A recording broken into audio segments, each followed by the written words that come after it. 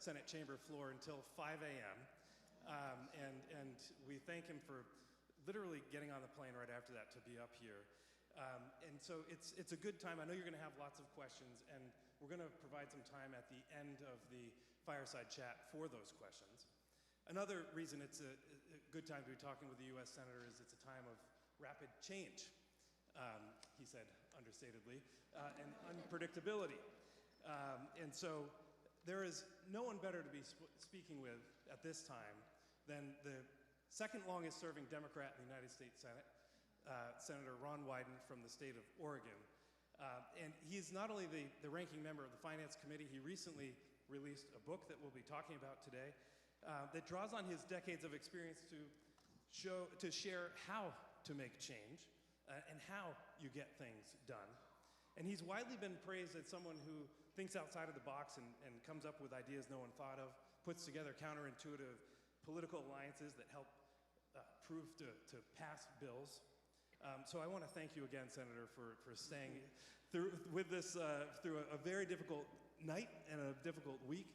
We really appreciate your presence. And if that was not interesting enough, the Senator will be in conversation with Jim Acosta, who 3.5 weeks ago left CNN after 18 years, serving, among other things, as the chief White House correspondent for the network. So this is going to be quite a conversation. Give them one more round of applause, and over to you, Jim. All right. Yes, thank you very much, Adam. Thanks to everybody for joining us today. Thanks to Senator Ron Wyden. I think we're going to have a great conversation. As Adam was saying a few moments ago, there are a few things happening in the news right now. You think? I think, yeah. It's been a little busy, but we should also be very grateful that the Senator was able to take time out of his busy schedule. It does not get more busy than a vote-a-rama that goes until 5 in the morning. And so you'll have to have a little bit of patience with us as we're getting through all of this. And as Adam was mentioning a few moments ago, Senator Wyden has a new book out. I'm going to hold it up right here. It is entitled, It Takes Chutzpah, How to Fight Fearlessly for Progressive Change. So everybody needs to check out Senator Wyden's new book, and we're going to be talking about that in conversation. And if you're a basketball player like me, you might call it hoopspah. There you go. And just a warning to everybody, there will be dad jokes today. So that, I'm glad we got that one out of the way. But Senator Wyden, great to talk to you. We've had interactions over the years, but I don't know if we've ever had a chance to have this kind of a conversation. So I'm really looking forward to this. I'm going to be posting this on my Substack later if folks are interested in watching it later. But I guess, first of all, let's just jump right into it. Tell us about the book. Why is chutzpah so important right now? Chutzpah is critical today because I don't think our system of checks and balances, what the Founding Fathers had in mind, has ever been under assault as it is today. And chutzpah is really the best of the United States. It's when the Founding Fathers told the Brits to go fly a kite. It's when Abe Lincoln said that he was going to help those suffering from slavery. It's been the indispensable ingredient for doing good. And I call it the eternal good. And sometimes somebody warps it or misappropriates it or uses it to bully. Not mention any names, though. Don't worry, I'll do that. But that's why I think today it's especially important. It's important in government. We could spend all our time talking about AI because I've introduced something called the Algorithmic Accountability Act. So we have some ways to protect the safety while we tap the great potential of it. But let's just have some fun today. And I'm looking out at all of you, and you're sitting in a seat very similar to what I sat in 5 hours or so ago on the floor of the United States Senate. So I'm here to get educated, and the gold standard of public service involvement in issues like health care, for example, and the ability of our people to get good paying jobs was Ted Kennedy, and he was wonderful. So let's honor him today. Thanks, everybody.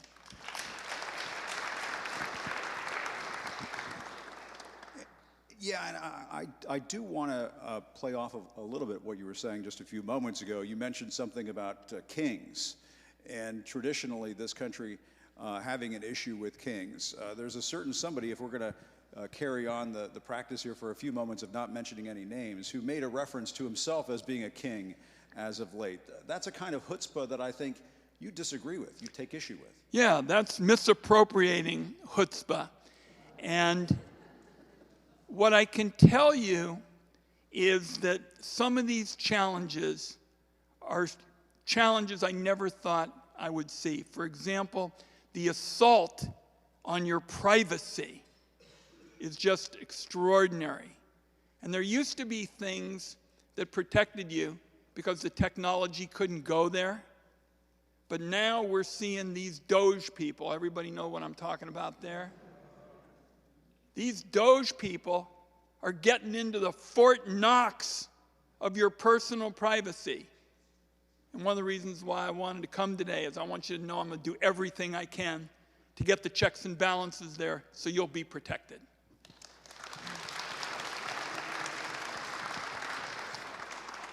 And I do want to dive into the book and your personal history and what led you to the moment that we're in right now. But I'm a news guy, and so when I hear things coming from a senator, I want to keep going down that line of questioning.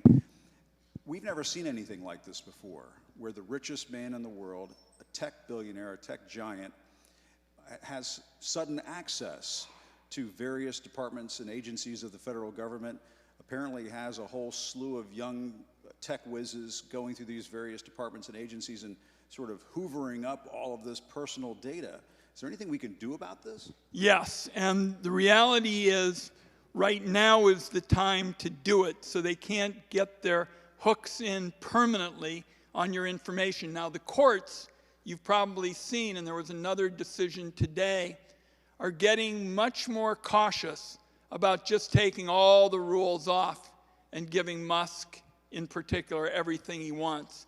And so what I'm trying to do is make sure that every single day we put some points on the board for freedom and protecting you from some of these abuses. For example, at the end of January, bleeding into February 1st, I blew the whistle on the fact that the Treasury Secretary, Mr. Bissent, had given to the Musk people the access to the Treasury Payments Office.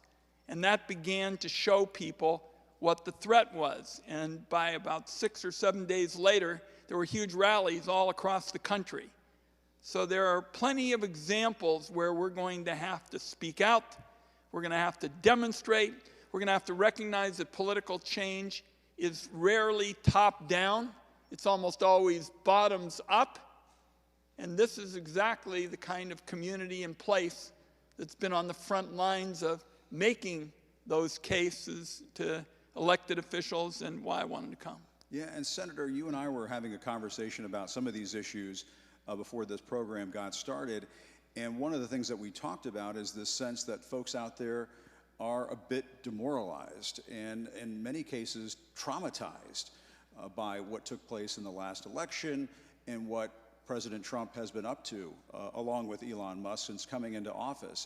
It feels for a lot of people like something that is just out of their control. Can you speak to some of these feelings that a lot of Americans are having right now? I have town hall meetings in all of my counties. I've had more than 1,100 of them. People just get to ask their questions. I had one a week ago tomorrow. Take a guess how many people were there. Did I hear 1,000?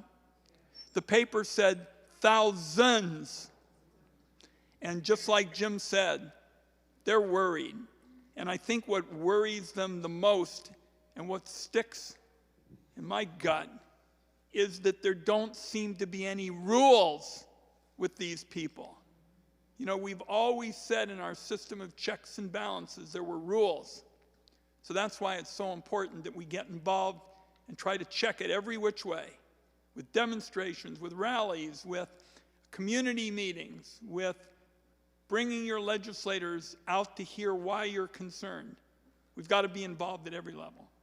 This is not the time to sit back. There are some folks who say, well, just let Trump get himself into trouble here, let's not stand in the way, that sort of thing. But you're right, you're seeing these events cropping up outside of state houses and in local communities all over the country now. It is kind of coming to the surface. This is too important to set it out. I'm willing to lose my voice for this cause. And the reality is, we don't really know what Musk is going to do next. We have some ideas, but that's why we've got to be prepared.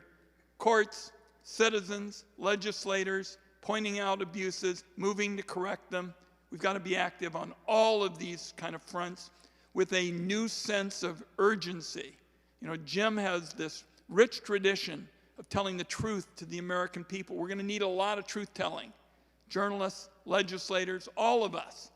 So all of you can be whistleblowers and tell your elected officials when you see something, and tell me. Yeah.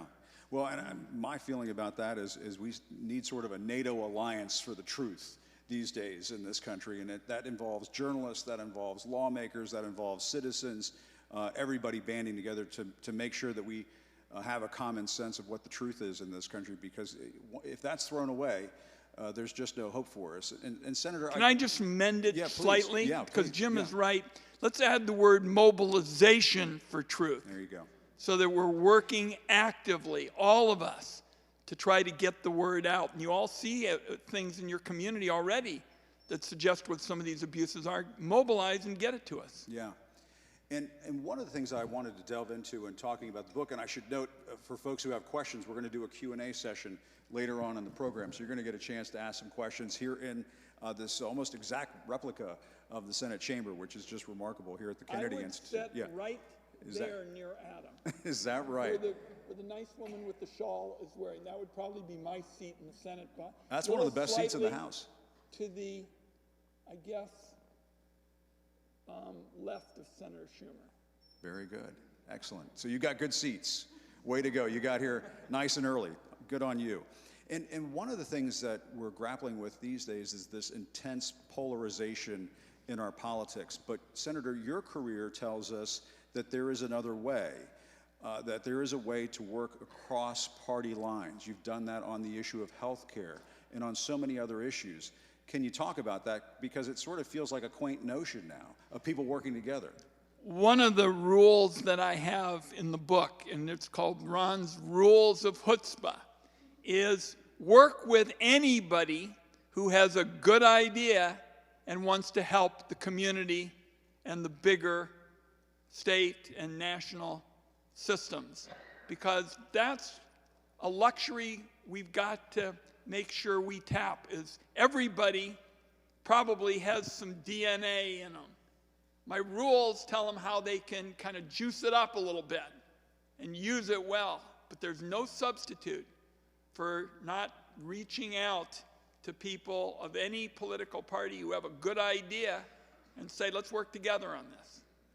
And healthcare reform is one of those areas. Can you talk about that? Because I remember I covered Mitt Romney when he was governor of Massachusetts. He brought forth Romneycare. That was seen by some as kind of a template for Obamacare, but you worked on some of the precursors to the Affordable Care Act yourself, which really paved the way for that groundbreaking legislation. And Jim, we're still fighting those battles. Probably around 3 a.m., I offered in Vote-A-Rama a legislative proposal, an amendment to say we're not going to cut Medicare or Medicaid or the Affordable Care Act if the money is going to be used for more tax breaks for billionaires.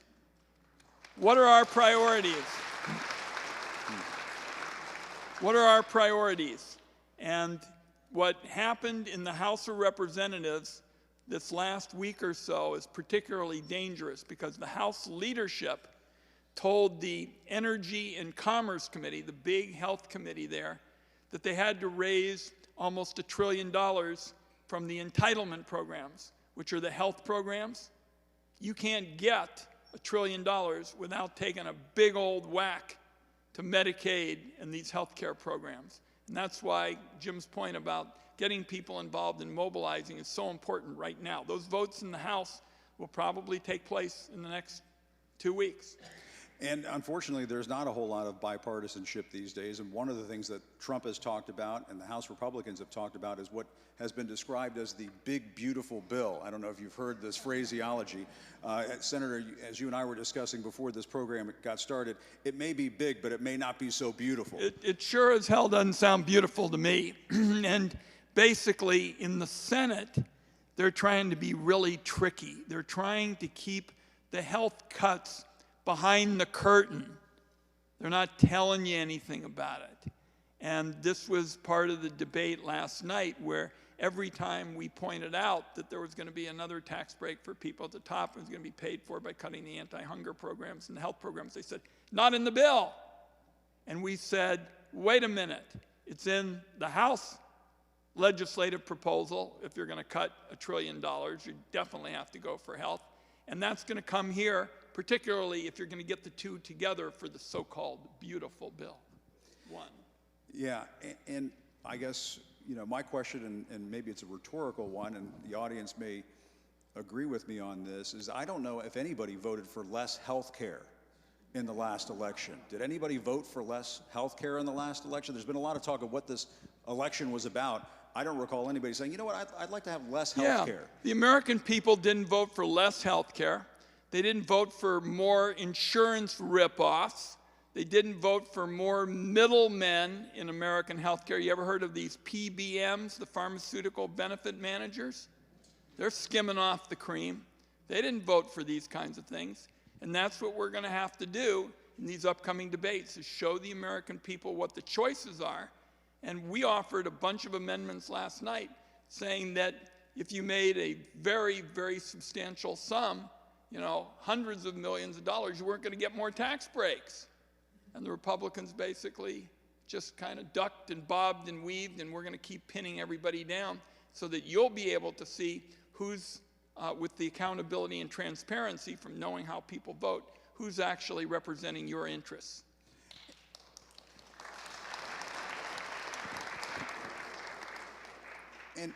And where do Democrats stand in all of this in terms of the numbers? We know over in the House there's a very small majority. In the Senate there's a small but sizable enough majority where if the legislation pertains to the budget, they just need 50 votes, essentially, correct, to get things passed. We're going to win this in the communities, in the hearings, in the opportunities we'll have in the media to make the case of how skewed these priorities are. What Jim and I just said in the last round of discussion is this is not what the American people voted for. The American people did not vote to have a bunch of 22-year-old kids ransack their personal data.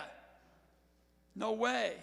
So that's why we've got to get the word out about what's really going on so that people will say, hey, we want government that checks that and keeps the balances and checks that the Founding Fathers thought was wise. And one of the other aspects of what we've been seeing over the last few weeks that I think has caused a lot of anxiety would be some of these cabinet picks. We just saw Kash Patel become the FBI director yesterday. This is somebody who has said, for all intents and purposes, that he has an enemies list. I think he has called it a list of deep state actors that he would like to see rooted out of the government. But it was essentially interpreted as having an enemies list. You have RFK Jr. over at HHS, somebody who has been pretty anti-vax over the last, 25 years or so.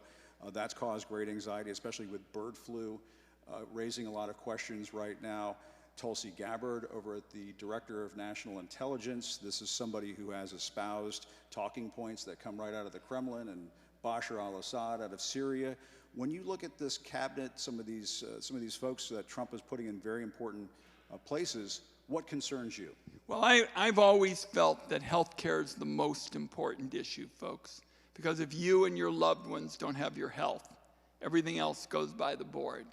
And I thought the Kennedy nomination, and I was the point person in the Finance Committee where we cast the votes, was particularly painful because the Kennedy name, particularly in this community, is revered.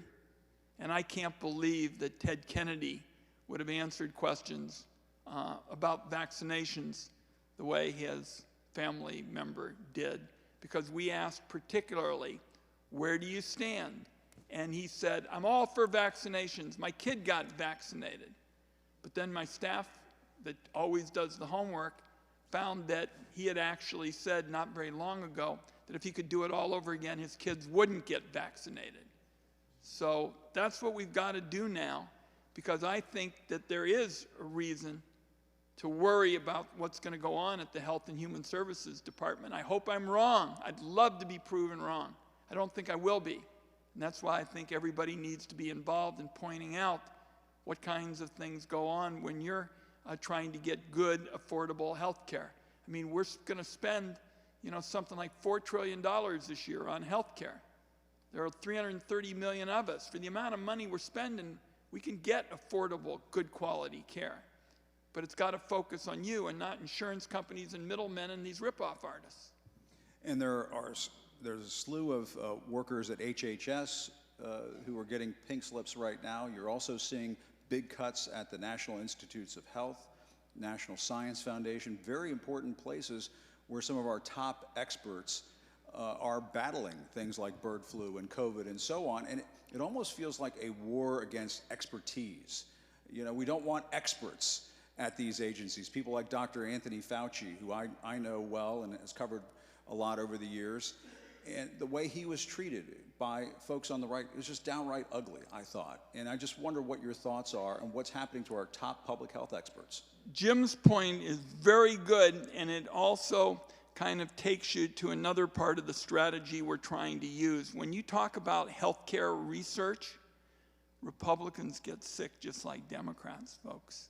And there are Republican United States senators who are every bit as worried about healthcare research as I am, because they've got constituents at home who work in health research facilities, who depend on those health researchers to get through their healthcare challenges. And I'm spending a lot of my time talking to Republican senators about health research, talking to farmers about, tariffs, talking to veterans about the cutback in the number of people who are going to serve the veterans.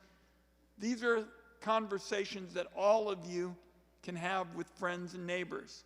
Because if you know somebody who's a veteran today in a state 1,000 miles from here, say, don't you think we ought to all chip in and make sure that the vets can get good care? How about joining me? I'm supporting this mobilization to protect veterans' benefits, which is the kind of thing we've been starting. And I think we need to reach out very aggressively, in addition to talking to people who are going to agree with us more in terms of Mr. Fauci, Dr. Fauci, or someone else. Well, and again, going back to who voted for this, I don't know if anybody voted to deny health care to veterans, to deny services to veterans, and yet you're seeing the people who work at the Veterans Affairs Department also on the chopping block and so on. And when you talk about Republican senators and some of the concerns that they express, one of the things that we've seen in the last several weeks is they're pretty much marching in lockstep with Donald Trump right now. They're not really getting in his way a whole lot. Susan Collins a little bit here, Lisa Murkowski a little bit there,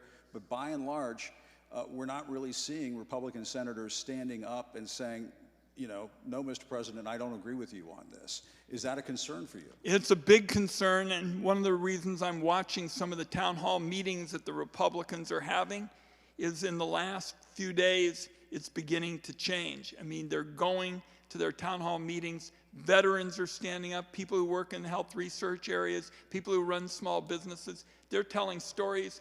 People in the crowd are with the person who's blowing the whistle, and they start kind of, well, let me look at it again, and let me try and get my hands around it. I mean, the political system moves, when you shove it. Objects at rest in America pretty much stay at rest. We know that.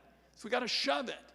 And I'm kind of a pretty good example of it. That's one of your lessons from your book. I talk about the fact I was a 29-year-old kid. All I wanted to do was to play in the NBA. I got a college scholarship. I had never run for anything, but I volunteered for a great former senator, one of the two who voted against the Vietnam War, and he assigned me to work with the elderly. And I said, Senator Morris, I don't even know how many digits there are in a Social Security number. How would I know anything? I'm just a 26-year-old kid. And he said, Ron, let me tell you something. This is a way to do some good. You can help some people. And I did it, and I was one of the youngest people Oregon had ever elected, to Congress. And it wouldn't have happened without the chutzpah of all those senior citizens saying, as they did to me, and this is what really clinched it when I was thinking about doing it. She said, just remember, Ron, none of us can say no to our grandmother. Because you wanted to be an NBA star. You wanted to be a basketball player. I went to Cal Santa Barbara on a basketball scholarship, but if you ever come to Washington, you'll see the scholarship offer I got from Gonzaga, which is a big basketball powerhouse. And if I had gone to Gonzaga, I would have sat on the bench even more than I did at Cal at Santa Barbara, but the world would have known for all time that a Jewish kid could play with the Jesuits.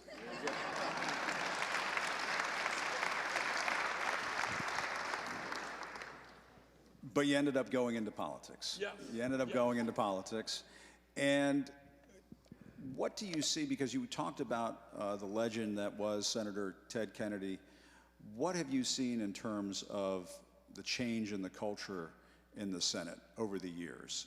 How is it today versus when you got to the Senate? Well, it's much more polarized, and that's because our society is, and there are a lot of factors that drive it. I happen to think social media is one of the factors that polarizes people. But I still think you can get people together around common interests. I mean, literally, this issue of veterans may be one of the transformative decisions that's made with respect to the Trump program, because he pretended all through the campaign that he was the hero of the veterans. And based on the amount of concern I heard at my town hall meetings last weekend, they're not with these practices, because veterans care in much of the United States is good if you can get it. If you can get through the lines and the red tape and the bureaucracy and the shortage of funds. And that's why the Trump-Musk proposal is so threatening to those folks, because I think if they continue to cut those programs, lots of people are going to say, I'm not going to get care in time to have the quality of life I need.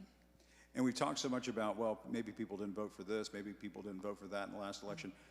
I'll just ask a general question. Why do you think things went down the way they did in the November election? What are your thoughts on that? I think, and I've tried to articulate this in a kind of way that reasons to me in the right direction.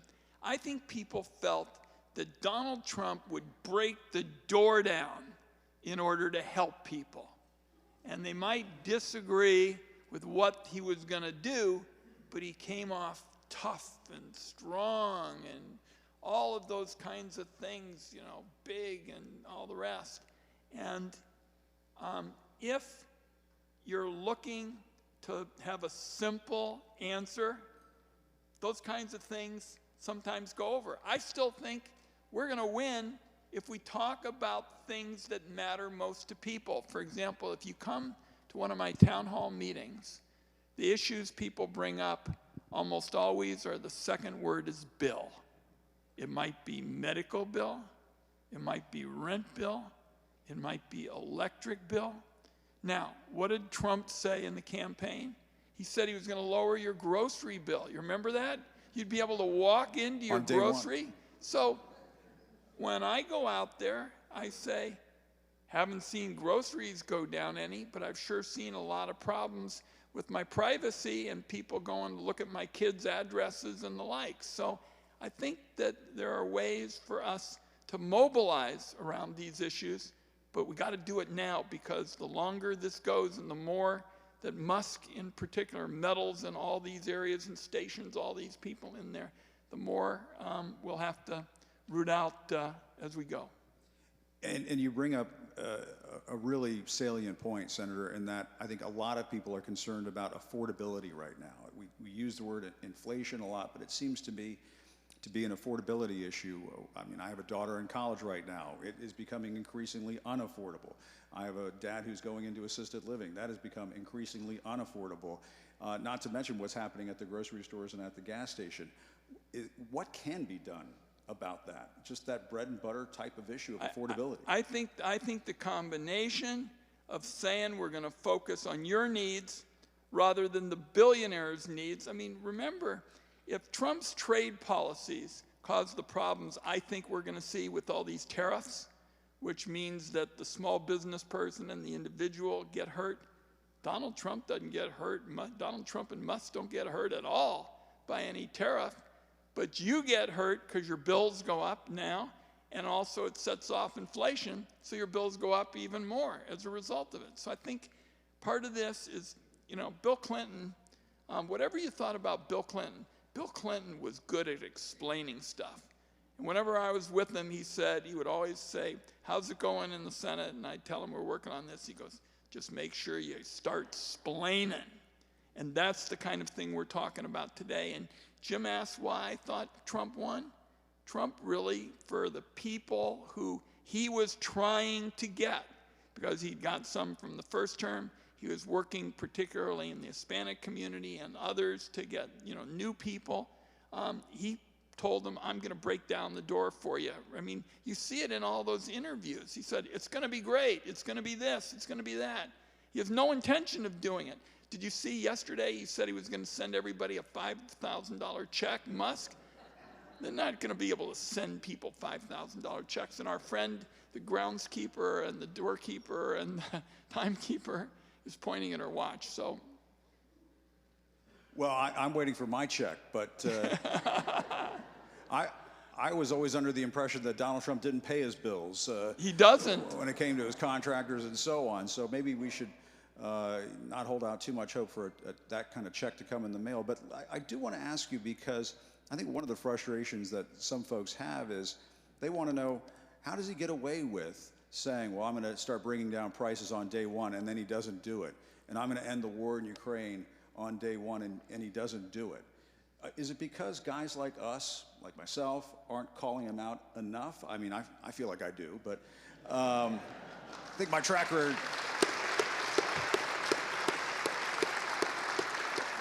Maybe I'll take myself out of that question, but what's going on there? Why is that? Why does he get away with all this stuff? He gets away with it because more than any other public figure I've seen, he is inescapable. Do you realize from the time you get up in the morning till the time you go to bed at night, he's talking to you about things he claims that he's going to do and he's not going to do. You think you're going to get this big Social Security break or breaks on tips? For example, he's telling everybody, I'm going to take care of your taxes on your tips. That's almost impossible to do quickly because you have to alter, you know, the tax tables and all this kind of thing. But he is persistent. He is very loud. He's been a salesperson. You know, I'm not a salesperson. I'm a kid who wanted to play in the NBA. But I think we can compete because we're right on the issues. And there's more of us than there are of them. And last night, I could see the faces of those Republican senators when we kept saying we're not going to cut Medicare and Medicaid and the child health programs in order to give more breaks to the billionaires. They did not want to talk about it directly. They wanted to say, well, we're not doing it. And that was why I said, just understand that the health care cuts are hiding behind the curtain. They're going to do everything they can to cut Medicaid because it's a big number. The House is going to start it. And the senators are behind that curtain waiting to move. How are we doing on time? 2 minutes? And one of the questions that I had, and I'm glad I got the 2-minute cue because I wanted to slide this one in here towards the end, and you and I talked about this before this program got started, is the Trump effect on our culture. And I wonder if you could talk about that, because I'm very concerned, especially with the young people today, seeing this example of somebody who is a bully. Who doesn't mind going after people. You and I talked about the reporter with the New York Times that he mocked. What was that? Back in the 2016 campaign. Do you know this picture? Yeah. In the first campaign, Donald Trump mocked a journalist who was disabled and, you know, did this very grotesque imitation. And I remember my wife and I are older parents. And I asked my kids, you know, what they thought of this. And particularly the 17-year-old said, really disgusting. Why don't you do something about it? Well, you can't very easily pass a law when somebody does something disgusting, but you sure as heck can vote against it. You sure as hell can tell your neighbors that you want a president who represents a better role model for your kids and your grandkids, and not somebody that have to be worried about turning on the TV and seeing stuff. So Jim's point is a good one. Not every, challenge means a law or something like that, but setting an example, particularly for kids, is important. And I think that chutzpah is doing good, and you warp it when you're a bully and do the kind of thing I just described. Right. There's a difference between chutzpah and being a bully. You got it? Yeah. All right. Well, we've reached the point in this conversation, and I'd like to think I'm a good enough reporter who can think of all the right questions to ask, but I'm humble enough to know that, because my Irish mother raised me this way, that I haven't thought of all the best questions. So if anybody has a question, yes, sir, over here. So you need 4 no's moving forward. Do we need a microphone for him? Hold on, we're going to bring you a microphone. This is going to be Oprah style here. Hi, Senator. Moving forward, you're going to need 4 no's. You've got sort of 3 right now, Murkowski, Collins, and McConnell. Who's your target for number 4? Well, it depends on the issue. In other words, we may be able to pick somebody up with an interest in veterans who wouldn't necessarily be there on the other issues. But I think that once you start this grassroots juggernaut, you begin to win even before the votes, because they have to modify the proposal. They have to take out the really terrible stuff. They change what they're saying. They have to stop the, trying to scoop up everybody's data. So yes, we want to get each and every one of those votes, because that's key to changing things. We also want to force as many changes as we can as the debate goes along, because they can see they're getting a lot of flack from people at meetings and the like. What would be the issue? By the way, it doesn't help our cause to name people. I was just going to say. At community meetings, but it depends on the issue. But Yeah. Senator McConnell, I think, has surprised some people, and I know there are folks who are going to say, "Oh goodness, a little too late," because of Merrick Garland, because of Roe versus Wade. Read chutzpah. Take anybody you can get when you can get them, if it's for the right cause. There you go. All right, who's next? Yes, ma'am. Oh, hold on. Wait for this young man right here. Thank you. I'm wondering if you can speak to the administration's embrace of President Putin and all things not American. I know there's a complicated history there, and I think, we've done a little reading on it. It goes back to, I think, the 80s when they first met. Can you speak a little bit to that? Yeah, it's horrifying, and I don't think it's that, complicated. In fact, I think it's in all the history books that the words with respect to Ukraine is Russia invasion. I mean, this is not a complicated issue, and I thought one of the most ominous parts of last night was when Senator Jack Reed of Rhode Island, a decorated military hero, offered legislation to ensure that there would be more support for Ukraine, and we weren't allied with Russia, and not a single Republican senator said that they would support Senator Reed. And what was really striking about it, they almost all said the same thing. They said, this is really not the time and place to talk about it. And I went to myself, I said, are you kidding me? What is a more relevant time and place than to talk about the Russian influence on the floor of the United States Senate that we just saw this week? This is one of the most important times and places that we've seen with respect to Russia in some time. So we're going to... And he blamed Ukraine for the war. Correct. For being invaded. Correct. How does that make sense?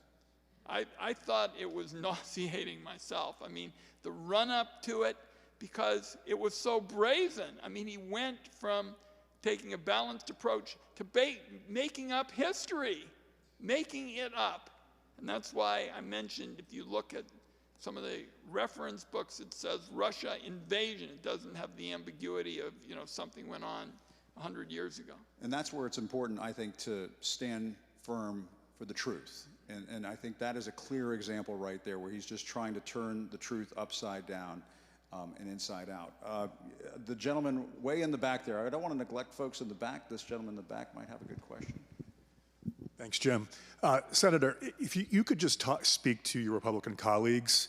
I find it hard to believe that a majority of them voted for these nominees who were completely incompetent in a lot of ways. Is it fear? What is it that's motivating them to betray a lot of their own stated values? A lot, it's a great question. A lot of us in the Senate feel that on several of these nominees, if it had been a closed-door vote, that nominee would get 20 votes, not over 50 votes.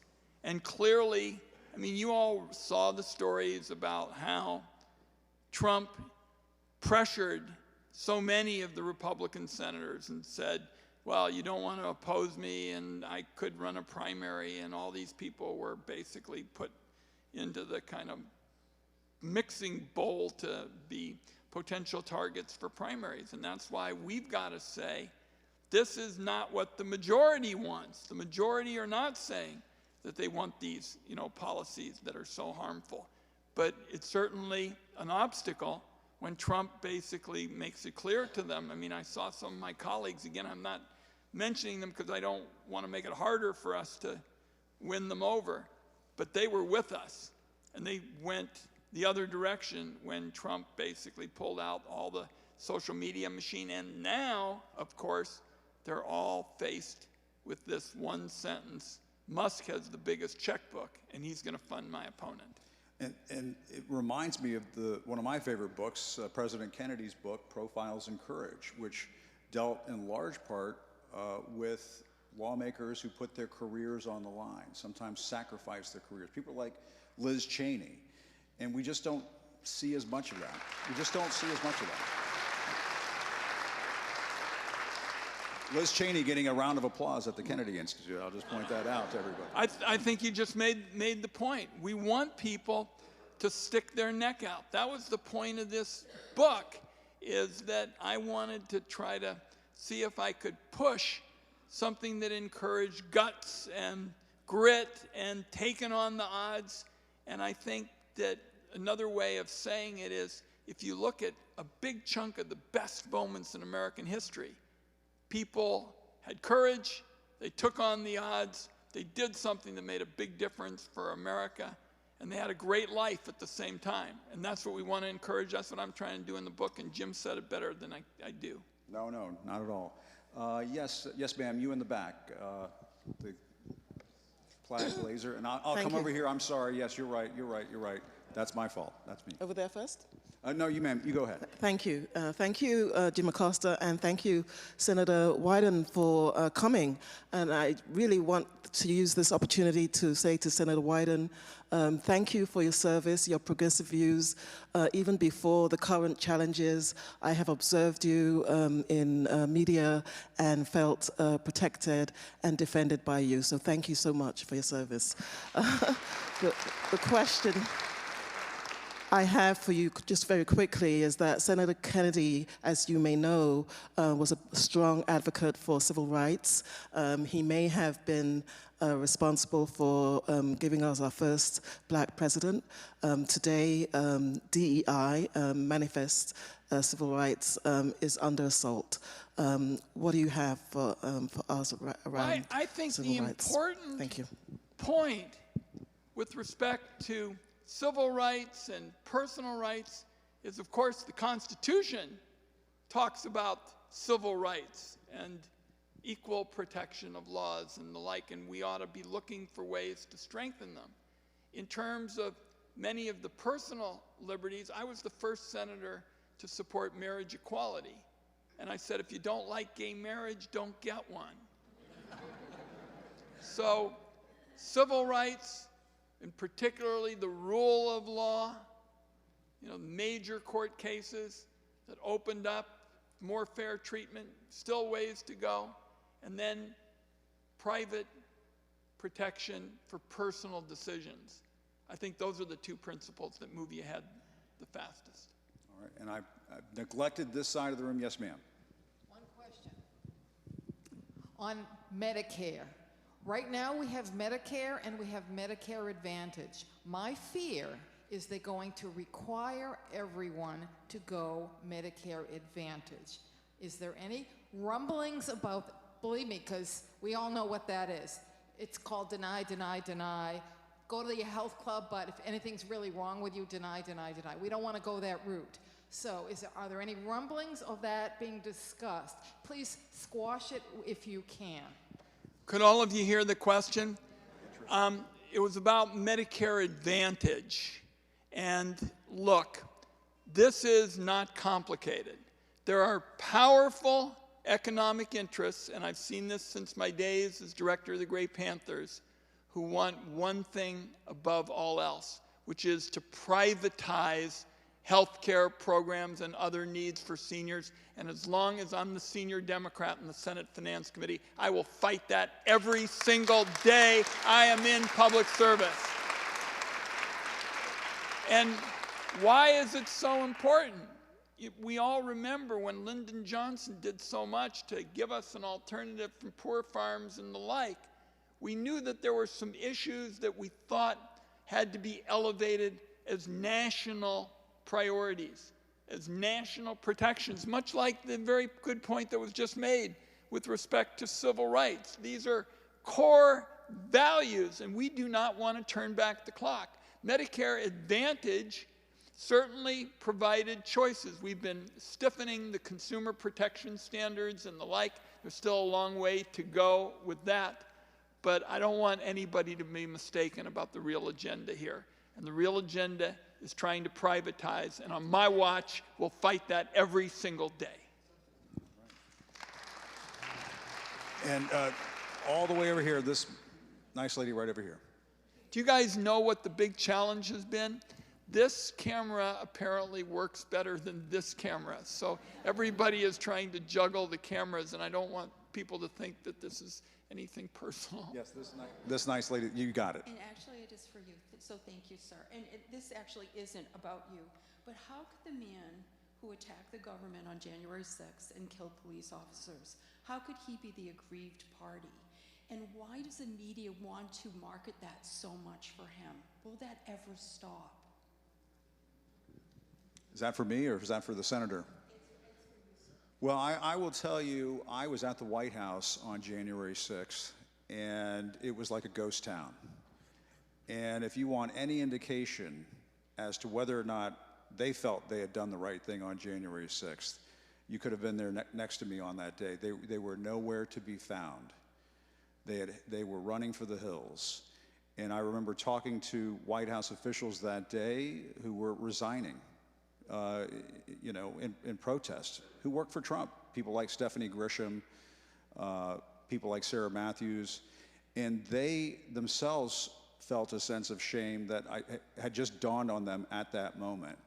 And I will tell you that I was just asked about this the other day. What is the one question that you would like to ask Donald Trump? And I said, that question pertains to January 6th, and it goes like this. Sir, do you have any remorse, any regret whatsoever for what took place on that day and the way you tried to overturn a free and fair election in this country in a fashion that resulted in people being brutally beaten and killed? And if I had my chance to stand up at a news conference, I would ask him that, because I don't think to this day he feels 1 ounce of remorse. And I'm sorry to tell you, I believe in telling it to you straight. That is, to me, the kind of quality you don't want in a president of the United States of America. And I'll let Senator Wyden. Incredibly important question. Jim's point is spot on. I will tell you, listening to Republican senators, I've seen a little bit of a ray of hope on this issue as it relates to some of the implications, because after Trump pardoned some of those people who had brutally attacked police, a number of my Republican Senate colleagues said, we don't agree. They said it specifically. Now, they didn't say we're going to hold rallies and that kind of thing, but they said we don't agree. So I thought about it, and I kind of sort of sent it to the storage to keep on it. But it's an indication that sometimes some of these actions are so indefensible that you start to see the ice breaking. And I saw at least 4 Republican United States senators saying, when they saw that people were pardoned who had attacked police on January 6th, say that they didn't agree with that. So that's part of why we've got to do all our work to say, appreciate that. We can't use that to move on and address some of these other issues too. And I would be remiss if I didn't say we thank people like Mike Fanone, people like Harry Dunn, people like Akalina Ganell, the police officers who defended the Capitol. No matter what happens in any election, they'll always be heroes, all of those officers that day. Up there in the balcony, we don't want to leave you out. These folks right here, they're waving the most. So if you wave the most, you get the question. Take it from me. Take it from me. Yeah, thanks but so much. Don't jump off the balcony. I saw you're holding. I'm challenged. I'm vertically challenged here. Thank you so much for being here, Senator. My big question is this. I appreciate everything you've said about grassroots, activism, and your all-nighter on the floor of the Senate. But what is the action backstop that's going to bring all of this to a halt and start to reverse course? Is it in the courts? I mean, is Congress essentially not useless to be able to put any stop to this? Because they're just going to keep going, okay, essentially. And I appreciate everything you're doing and others are doing, but I don't see any way to stop them, even on the budget. So where are you looking for timely action that's going to make a difference? So thank you. It's an incredibly important point, and a great many Americans would put it just the way you have. And my view is it's going to have to be all of the above. We are going to have to create enough of a cumulative opposition on these issues. Like one of the things I'm working on this weekend is these privacy issues, because I think that's something that is really going to tick off a lot of people, because it's their kids and their personal liberties and who might be tracking their kids and the like. I mean, it's not going to be any one single thing, but it's going to be all of the above, and I'm trying to make sure that every day I push that rock up the hill some. And by the way, there's something in the Chutzpah book that talks about pushing rocks up the hill. And you got to push big ones up, and you got to stay at it. But your question is something I think about every single day. Not a day has gone by since we watched Elon Musk go with this program that I haven't been thinking about your question, and that's my best possible answer, is we all need to be involved in all of it, cumulatively, and push back. And there's a nice lady all the way in the back there. I'm going to give her the last question, and I know I've upset some folks because we're not going to get to everybody, but she also was waving a lot. So I think, a lot of what Trump does is he, that shell game, you keep people's mind on one thing while you're doing something else in the background. How are we dealing with issues like him trying to take over the waterway between Greenland? He has a plan to lease offshore oil sites. There's 26 sites that surround the United States that he wants to put out for lease, for oil leaks. And I think Russia may be one of the places that would be the first to jump on those leases. And why can't we, it's all about money. We all know it's all about money. Why can't we seize Musk's assets and put him in jail for the crimes he's committed? That's a heck of a last question, Senator. Where is this interesting woman? Well, Yeah. Look, I want to rebuild support in America for the rule of law and the checks and balances that kept this country going for 200 years. And I am going to spotlight every single day these practices that are so flagrantly abusive. I think the question that was asked by that nice person in the back is another side of the coin you're talking about. Donald Trump is not going to say, I resign because of some bad poll, okay? He's not. And we know that it's a while till the next election comes about. But this time we've got a very immediate threat every single day. Certainly in the privacy issues alone, we have a major threat. And I've been training to push back on that. I'm called the privacy hawk of the United States Senate. That was before anybody was talking about Elon Musk. And I don't have all the answers, but I've been able to recruit some of the best people, the LeBron James of privacy rights. And we're going to be pushing back, and we're going to push back, folks. We are going to push back and stay at it day in and day out, because people like yourselves, hardworking folks, people with families, retired people, who want this country to be what it's always been at its best, a great idea of the founding fathers with checks and balances. I want you to know I'm going to be working with all of you every day. Remember what I've heard here today, every day, and we're going to stay at it so we protect the rights of all Americans and not just a handful of the Musk people at the top. Thank you. all right.